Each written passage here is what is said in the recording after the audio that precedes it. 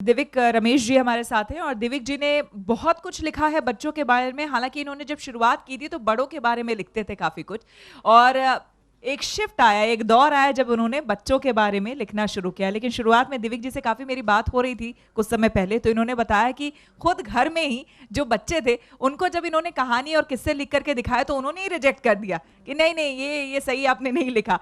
तो पहले घर में आलोचना, लेकिन उसके बाद जब इन्होंने सोचा कि भाई आखिर ऐसा क्या लिखूं कि बच्चों को अच्छा लगे, पढ़कर मजा आए, आज के समय के बच्चे क्या जानना चाहते हैं, कैसे पढ़ना चाहते हैं, दुनिया को कैसे देखना चाहते हैं, तो फिर उस तरीके से इन्होंने लिखना शुरू किया। उसके बाद ढेर सारी कहानी और ढेर सारी इनकी कविताएं, बहुत ही अच्छी अच्छी कविताएं हैं, इसका हम जिक्र करेंगे। और इनका एक कैरेक्टर है लुलू, जो कि हिंदी में इन्होंने ही इंट्रोड्यूस किया है, उसका भी जिक्र करेंगे। दिविक जी, ये बताइए कि सबसे पहले तो बड़ों के बारे में लिखते लिखते ये सोच कहां से आई कि आपको अब बच्चों के बारे में लिखना चाहिए?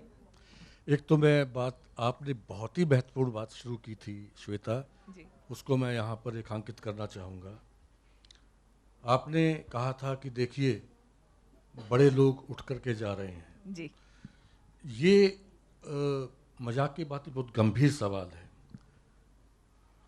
हमारे समाज को समझना होगा, पूरी दुनिया को समझना होगा कि बड़ों का साहित्य बड़ों के लिए होता है, क्योंकि बच्चों की तैयारी उतनी नहीं होती है कि उनके उस साहित्य को पूरी तरह से समझ सके। लेकिन बाल साहित्य हर उम्र के आदमी के लिए होता है, हर बड़े के लिए, हर छोटे के लिए, मरते दम तक भी जो है उसके लिए बाल साहित्य होता है।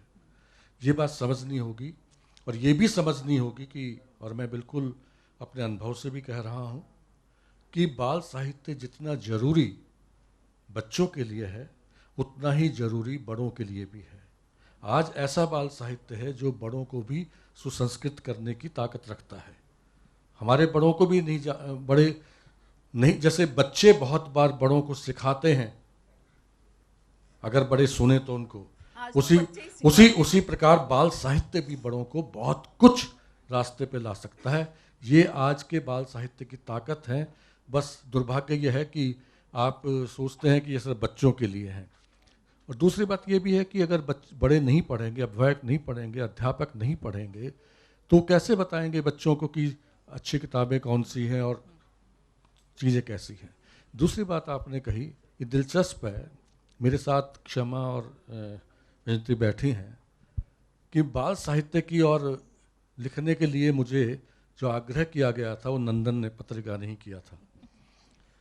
मैं तो बड़ों के लिए बहुत लिखता था और खूब छप रहा था, चर्चित हो रहा था, बड़ों के साहित्य पे अच्छे अच्छे इनाम भी, सोहितलाल नेहरू अवार्ड वगैरह सब मिल चुके थे।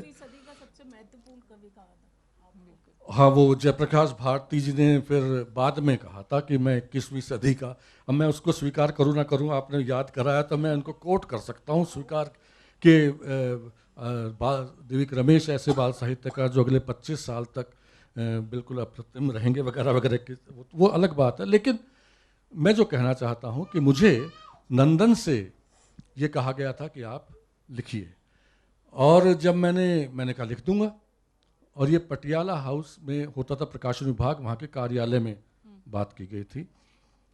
मैंने कोशिश की, और आपने जो जिक्र किया, मेरे जो छोटे बच्चे थे, मैं आज तक भी मेरी आदत है कि मैं अपनी रचनाओं को बच्चों के बीच में साझा करता हूँ, उनकी प्रतिक्रिया लेता हूँ, सुझाव लेता हूँ, और अगर मान लो लगता है कि वो कूड़ा रचना है तो उसको फेंक भी देता हूँ।